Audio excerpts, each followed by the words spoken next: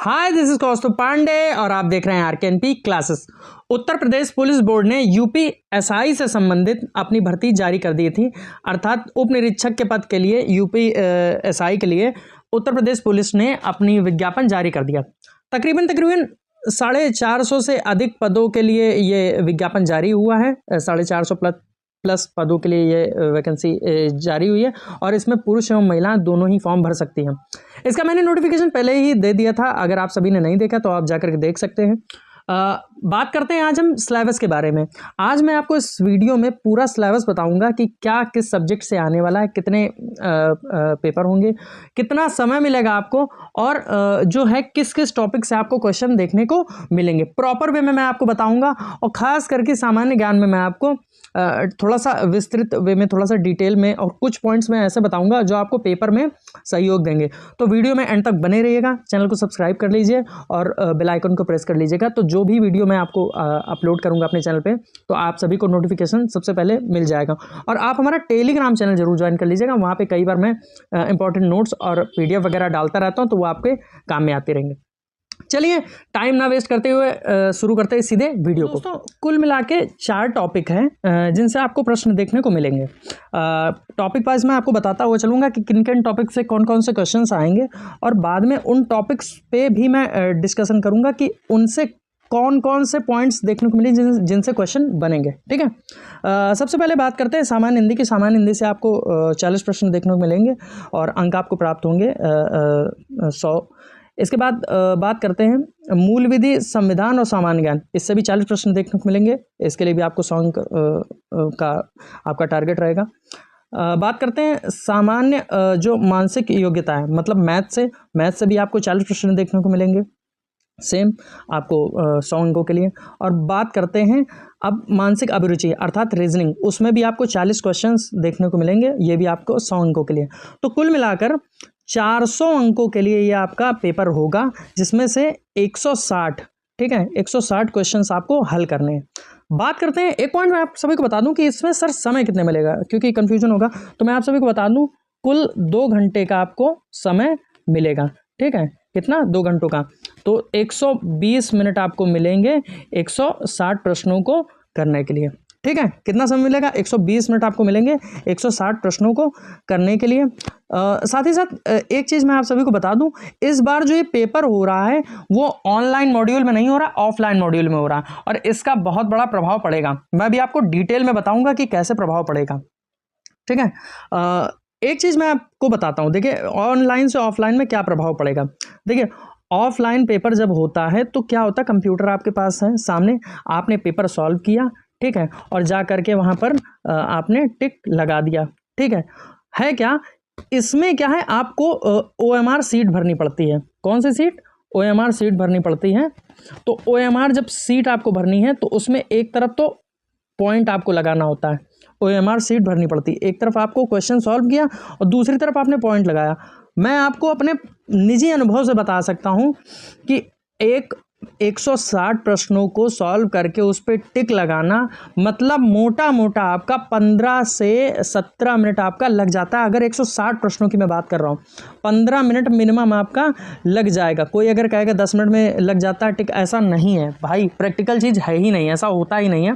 15 minute आपके कम से कम लग जाएंगे अगर आप OMR सीट को ध्यान से अच्छे से, क्योंकि जल्दबाजी में होता क्या है ना कि आप गलत OMR सीट, मतलब मान लीजिए आपने पहले का B भरना है या पहले का A भरना है या पहले का C भरना है, तो बहुत डिटेल में आपको देखना पड़ता है तब जा करके OMR से। तो इस वजह से एग्जाम भी टफ होने वाला है। ऑनलाइन में क्या होता है, आपको पता है, आपने खटाक से क्लिक कर दिया, आगे बढ़ गए। इसमें ये चीज़ नहीं होती। दूसरी अच्छा, उसमें एक ये भी चीज़ होती है कि क्लिक किया और उसमें मार्क कर दिया कि मार्क एंड क्लिक, आगे बढ़ गए, तो वो ब्लू राइट साइड में शीट में दिखाता है कि नहीं अभी ये आपने सॉल्व नहीं किया। ऐसा कोई ऑप्शन इसमें नहीं होता है। ठीक है, फिजिकल पेपर थोड़ा सा टफ रहेगा करने की अपेक्षा, ना कि जो कि ऑनलाइन पेपर होता है। ठीक है, तो इस बात का आपको ध्यान देना। इसके लिए मैं अलग से एक वीडियो बनाऊंगा, आपको बताऊंगा कैसे क्या शीट भरनी है, कैसे क्या क्वेश्चन करने हैं और आपका समय कैसे बचेगा। ये जो OMR वाला 15 मिनट है, इसको कैसे बचाना है और उसको किस तरीके से वहाँ जो है समय बचा करके अपना पेपर अच्छे से सॉल्व करना। ठीक है, इसका मैं डिटेल एक वीडियो बना दूंगा आप सभी के लिए। चलिए आगे बढ़ते हैं। तो बेसिकली मैंने आप सभी को बता दिया है कि 120 मिनट मिलेंगे आपको, ठीक है, और 120 मिनट के अंदर आपको 160 प्रश्न करने हैं, ठीक है। अब पॉइंट वाइज मैं बताता हुआ चलता हूँ। देखिए एक चीज़ मैं आपको बता दूं कि ये हिंदी का देखिए हिंदी का और मूल विधि का मैं डिटेल में आपको बता देता हूँ। बाकी देखिए जो रीजनिंग है और मैथ्स है वो बेसिक ही आती है, किसी भी एग्जाम को आप उठा करके देख लीजिए, उसमें आपको नंबर सिस्टम मतलब सामान्य मैं आपको मैथ्स में फटाफट बता देता हूँ क्योंकि मैथ्स एज इट इज़ लगभग सेम ही आती है, उसका थोड़ा सा लेवल ऊपर नीचे हो सकता है। बाकी अगर संख्या पद्धति इसमें बात करूँ, सॉरी संख्या पद्धति मतलब नंबर सिस्टम आता है, सिंप्लीफिकेशन आता है, इसके बाद आता है दशमलव जिसको डेसिमल एंड फ्रैक्शन आता है, ठीक है। इसके बाद बात करें कि एचसीएफ एलसीएफ आपका महत्तम समापवर्तक, लघुत्तम समापवर्तक, ratio proportional, percentage, profit loss, discount, ठीक है, सिंपल इंटरेस्ट, कंपाउंड इंटरेस्ट, इसी तरीके के एवरेज, टाइम एंड वर्क बात करते हैं, ठीक है। तो इसी तरीके के क्वेश्चन देखने को मिलेंगे, इससे ज़्यादा आपको ग्राफ से क्वेश्चन देखने को मिलेंगे। डीआई भी आज आपकी आती है, डाटा इंटरप्रिटेशन से रिलेटेड क्वेश्चन आते हैं, तो इसकी मैं पीडीएफ आप सभी को दे दूंगा। मैथ्स और रीजनिंग आपको कोई खास देखने की जरूरत नहीं है, ठीक है। मैथ्स और रीजनिंग में इतना कुछ विशेष मतलब तैयारी आपको करनी है, कहने का मतलब ये है कि मैं आपको इस पर नहीं डिटेल टाइम वेस्ट करने वाला हूँ, ठीक है। इसमें भी बात कर लेते हैं कि रिलेशनशिप से क्वेश्चन आ जाते हैं, ठीक है, और इसी तरीके से सारे ब्लड रिलेशन से बात करते हैं, ठीक है। तो इसी तरीके से क्वेश्चन आ जाए, तो ये पीडीएफ मैं आपको भेज दूंगा, आप देख लीजिएगा। मैं आपको इंपॉर्टेंट चीज़ बता रहा हूँ, देखिए मैथ्स और रीजनिंग एक ही जैसी आनी है, ठीक है।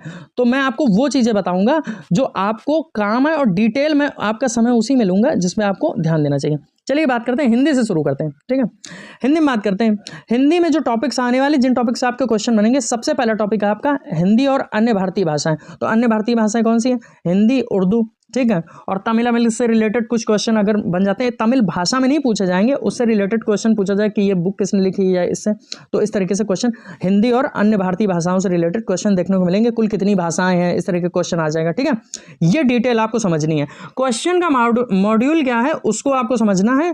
तो हिंदी एवं अन्य भारतीय भाषाएं अगर हैं तो इससे आप समझिए कि किस किस तरीके के क्वेश्चन बन सकते हैं। बाकी मैं आपको एक प्रॉपर वीडियो बना के दूंगा जिसमें आपको ये बताऊंगा कि किन बुक से पढ़िए, जिससे आपको आसानी हो जाएगी, पूरा सिलेबस टाइम पे खत्म हो जाएगा, ठीक है। आगे बढ़ते हैं। हिंदी व्याकरण, ठीक है, हिंदी व्याकरण मौलिक ज्ञान, तो वर्णमाला से संबंधित आपको क्वेश्चन देखने को मिलेगा। तद्भव तत्सम से देखने को क्वेश्चन मिलेंगे, ठीक है, तद्भव तत्सम से ठीक ठाक क्वेश्चन देखने को मिल जाते हैं। पर्यायवाची एवं विलोम, इससे क्वेश्चन देखने को मिलेंगे। अनेकार्थक शब्द, ठीक है, वाक्यांशों के लिए एक शब्द, ठीक है, मतलब एक वाक्य दिया होगा कि जिसका पति मर गया हो तो विधवा, जिसकी पत्नी ना हो विदुर, तो ठीक है, तो इस तरीके के क्वेश्चन देखने को मिलेंगे।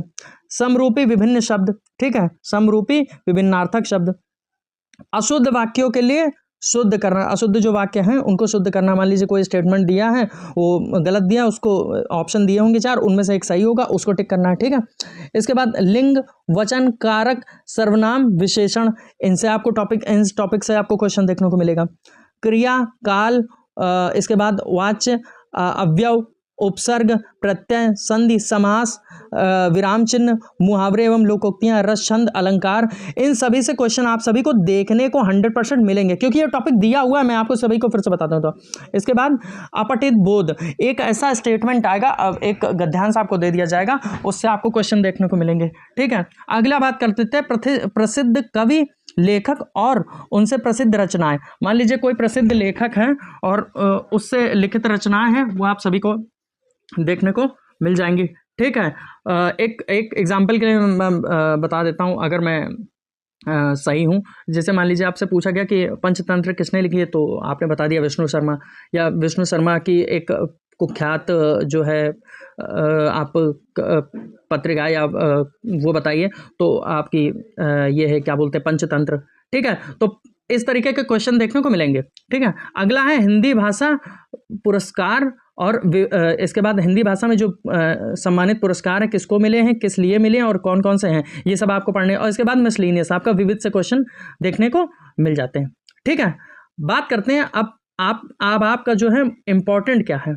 इसके अलावा ये बहुत मोस्ट इम्पॉर्टेंट पॉइंट है, ये आपको तैयार कर, क्योंकि बहुत सारे बच्चे जो हैं वो इसी में डाउन होंगे, वो यही एक टॉपिक है जो कंप्लीट नहीं कर पाएंगे, जिनका इसी में मतलब नंबर उनके कटेंगे, ठीक है।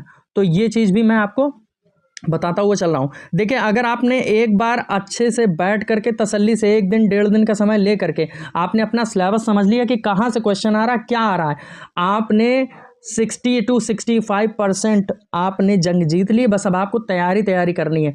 एक घोड़ा होता है जो रेस में दौड़ता है और एक घोड़ा होता है जो जंगल में दौड़ता है। आपको रेस में दौड़ने वाला घोड़ा बनना है तो आपको प्रैक्टिस भी उसी तरीके से करनी पड़ेगी। ठीक है, चलिए बात करते हैं भारतीय न्याय संहिता। तो सबसे पहले मैं बता दूं, अब ये बीएनएस हो गया, भारतीय न्याय संहिता। पहले इसकी जगह क्या पूछा जाता था, आईपीसी। ठीक है, भारतीय न्याय संहिता, इससे क्वेश्चन देखने को मिलेगा ही मिलेगा। इसके बाद भारतीय नागरिक सुरक्षा संहिता, बीएनएसएस, तो इसकी जगह पहले क्या था, सीआरपीसी। ठीक है, इससे क्वेश्चन देखने को आप सभी को मिलेगा। अगला है महिलाओं एवं बच्चों पर जो अनुसूचित जाति एवं सदस्य आदि संरक्षण देने संबंधित विधि, तो इससे आपको क्वेश्चन देखने को मिलेंगे। इन पर जो कानून है, महिला, बच्चों, अनुसूचित जाति, इन सभी पर क्वेश्चन जो है, मतलब अधिनियमों से, विधि द्वारा पारित अधिनियमों से क्वेश्चन देखने को मिलेंगे। यातायात संबंधित जो नियम है, पर्यावरण संरक्षण संबंधित जो नियम है, वन्य जीव संरक्षण संबंधित जो नियम है, मानवाधिकार संरक्षण संबंधी जो नियम है। ठीक है, तो इन सभी से क्वेश्चन देखने को मिलेंगे।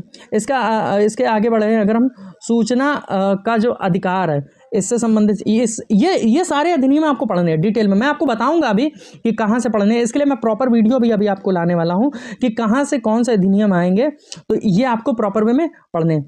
बात करें आयकर अधिनियम, ठीक है, इससे भी आपको क्वेश्चन देखने को मिलेगा।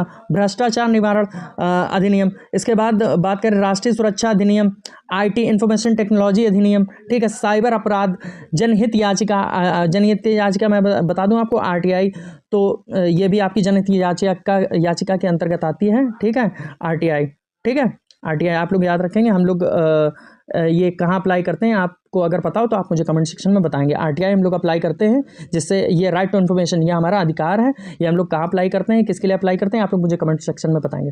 ठीक है, अगला है महत्वपूर्ण न्यायिक निर्णय, भूमि सुधार, भूमि अधिग्रहण, ठीक है, भू राजस्व संबंधित कानून। तो इस तरीके की जो भी सामान्य ज्ञान से रिलेटेड क्वेश्चन है, बेसिक क्वेश्चन है, बहुत ज़्यादा डिटेल में आपसे नहीं पूछा जाएगा कि रजिस्ट्री का, अब भूमि अधिग्रहण या भूमि राजस्व के बारे में, क्या रजिस्ट्री कहाँ होती है, कौन करता है, ये इतना बहुत बेसिक क्वेश्चन, किस कानून के अंतर्गत आता है, भूमि अधिग्रहण किस कानून के अंतर्गत आता है, भूमि सुधार किस कानून के अंतर्गत आता है। तो ये चीज़ें अगर आपने जान ली तो आपका जो है ना क्वेश्चन सॉल्विंग आपकी सही हो जाएगी। और दूसरी चीज़ क्या है कि आपके नंबर यहीं से बनेंगे और यहीं से बिगड़ेंगे। ठीक है, आपको जो डिफरेंस आपका आएगा किसी और बच्चे से, वो इसी एक टॉपिक से, इसी एक सब्जेक्ट से आएगा। यही आपको लूजर या विनर बनाएगा एग्जाम में। ठीक है, अब बात करते हैं, इन टॉपिक को तो आपको अच्छे से पढ़ ही लेना। अब अगला इसी में है संविधान का उद्देश्य, मौलिक अधिनियम, ठीक है, नीति एवं निर्देशक तत्व, डीपीएसपी। या आपको देखिए एक चीज़ मैं बता दूं, जो संविधान है उसका आपको जो फंडामेंटल है बहुत अच्छे से पढ़ लेना, क्योंकि फंडामेंटल से आपका जो है मौलिक अधिकार से ठीक ठाक क्वेश्चन को मिलते हैं। मौलिक अधिकार, फंडामेंटल राइट्स, और बात करते हैं कि जो नीति एवं निर्देशक तत्व, डीपीएसपी, इससे भी आपको ठीक ठाक क्वेश्चन देखने को मिलते हैं। तो इनको बहुत अच्छे से रट लेना। ठीक है, ये हो गए आपके। अगला मूल कर्तव्य, इनसे पढ़ लेना। संसदीय व्यवस्था, ठीक है, कि संसदीय व्यवस्था के बारे में पढ़ लेना है, कौन किसको शपथ दिलाता है, कौन किसके लिए है, तो ये पढ़ लेना है। फिर इसके बाद केंद्रीय एवं प्रदेशीय सरकार का गठन, केंद्रीय एवं प्रदेशीय सरकार का गठन, इसके बारे में पढ़ लेना। उनके अधिकार, कानून बनाने का अधिकार। बात करते हैं स्थानीय शासन, ठीक है, जो केंद्र सरकार के अंतर्गत आता है शासन, प्लस राज्य सरकार के अंतर्गत आता है शासन, तो उसके बारे में पढ़ लेना। ठीक है, केंद्र और राज्य के बीच में संबंध, ठीक है, इसके बारे में पढ़ लेना है आपको अच्छे से। मैं फिर बता रहा हूँ आपको, मैं बताऊंगा कहाँ से पढ़ना है, क्या पढ़ना है, कितना पढ़ना है। ठीक है, अभी आप सिर्फ सिलेबस समझ लीजिए। इसके बाद निर्वाचन तथा अन्य महत्वपूर्ण जानकारी, संवैधानिक अनुसूचियाँ, ठीक है, इसके बारे में पढ़ लेना। अखिल भारतीय सेवाएं एवं उनकी चयन पद्धति आदि के विषय में सामान्य जानकारी। ठीक है, अखिल भारतीय जो सेवाएं हैं उनके जो चयन प्रक्रिया, जैसे यूपीएससी है, ठीक है, यूपीएससी है, या इसके बारे में यूपीपीएससी, इसके बारे में आपको बेसिक नॉलेज आपको जानना है कि चयन प्रक्रियाएं कौन चयन करता है और कब इसका गठन हुआ, ठीक है, इसका हेड ऑफिस कहाँ है। इस तरीके के क्वेश्चन आपको बनेंगे ही बनेंगे, 100% आपको देखने को मिलेगा।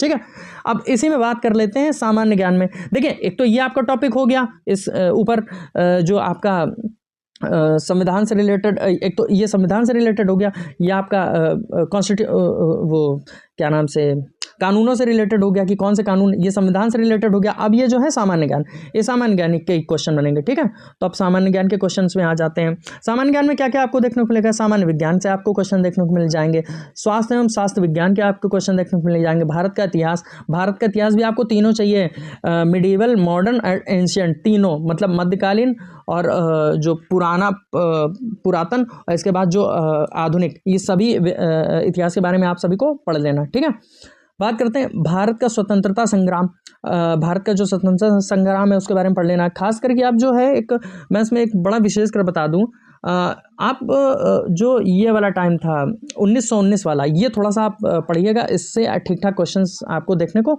मिल जाएंगे। भारतीय अर्थव्यवस्था, इससे आपको क्वेश्चन देखने को मिल जाएंगे। संस्कृति, आर्ट एंड कल्चर से आपको ठीक ठाक क्वेश्चन देखने को मिलते हैं, दो क्वेश्चन आपको देखने को मिल जाएंगे। इसके बाद भारतीय कृषि, वाणिज्य एवं व्यापार, इससे क्वेश्चन देखने को मिलेंगे। जनसंख्या से, पर्यावरण से, पर्यावरण एवं नगरीकरण से, ठीक है, इनसे क्वेश्चन देखने को आपको मिल जाएंगे। ठीक है, इसके बाद एफडीआई से भी आपको क्वेश्चन देखने को मिलेंगे। विश्व भूगोल तथा भारत का भूगोल, ठीक है, इससे क्वेश्चन आपको देखने को मिल जाएंगे। और इसकी जो भौगोलिक पृष्ठभूमि है, मतलब प्राकृतिक संसाधन है, उनसे देखने को, मतलब कहाँ से कौन सा खनिज मिलता है हमें, देहरादून से क्या मिलता है, राजस्थान से क्या मिलता है, जयपुर में क्या होता है। ठीक है, इस तरीके के क्वेश्चन देखने को आपको मिलेंगे ही मिलेंगे। ठीक है, हमारी जो चाय है वो कहाँ से आती है, तो ये सब भौगोलिक प्राकृतिक संसाधनों से, और बाकी जो आपके आयरन आपका कहाँ से आता है। ठीक है, तो ये सारे क्वेश्चन जो है आपको, पेट्रोलियम कहाँ से निकलता है, ये सारे क्वेश्चन देखने को मिलेंगे। ठीक है, इसके बाद राष्ट्रीय अंतर्राष्ट्रीय महत्व सामाजिक विषय। ठीक है, तो ये जो राष्ट्रीय नेशनल इंटरनेशनल इंपॉर्टेंट जो इवेंट्स हैं उन पर क्वेश्चन देखने को मिलेंगे। उत्तर प्रदेश की शिक्षा, संस्कृति, सामाजिक प्रथाओं से के संबंध में विशिष्ट जानकारी। ठीक है, इससे क्वेश्चन देखने को मिलेगा। उत्तर प्रदेश राजस्व, पुलिस, सामान्य प्रशासनिक व्यवस्था, इससे क्वेश्चन देखने को मिलेगा। भारत और उसके पड़ोसी देशों के बारे में, इससे भी क्वेश्चन देखने को मिलेगा। कंप्यूटर, बेसिक कंप्यूटर नॉलेज आपको चाहिए। ठीक है, बहुत ज़्यादा उसमें नहीं, कंप्यूटर के बारे में छोटा मोटा आपको नॉलेज, इससे 1 से 2 क्वेश्चन आपको देखने को मिलेंगे। ठीक है, आधारभूत जानकारी चाहिए, बहुत ज़्यादा डिटेल में नहीं चाहिए। इसके बाद सूचना संचार प्रौद्योगिकी, मौलिक आधारभूत ज्ञान। ठीक है, इसके बाद सोशल मीडिया से रिलेटेड क्वेश्चन देखने को मिलेंगे। एक बार मुझे याद है, मैंने लास्ट पेपर एक दिन देखा था, तो उसमें उस पर क्वेश्चन यह आया था कि जो ATM है, ठीक है, ATM, इसका फुल फॉर्म क्या है, तो ये आपका कहाँ से आता है, कंप्यूटर से क्वेश्चन आता है। तो इस तरीके के क्वेश्चन देखने को मिलेंगे, फुल फॉर्म वगैरह, तो बेसिक क्वेश्चन है। ठीक है, सामान्य ज्ञान के क्वेश्चन है, इस तरीके के क्वेश्चन आपको देखने को मिलेंगे। ठीक है, तो ये आपको मैं PDF जो है मैं आपको शेयर कर दूंगा। आप इस PDF को मैं अपने टेलीग्राम चैनल पर डाल दूंगा। टेलीग्राम चैनल को जाकर के जरूर ज्वाइन कीजिए। इसमें मैं PDF और इंपॉर्टेंट डिटेल जो है मैं PDF फॉर्मेशन में डालता रहता हूँ, तो आप लोग जाकर के इसको जरूर ज्वाइन कीजिए। बाकी मैंने आपको पूरी डिटेल दे दी है।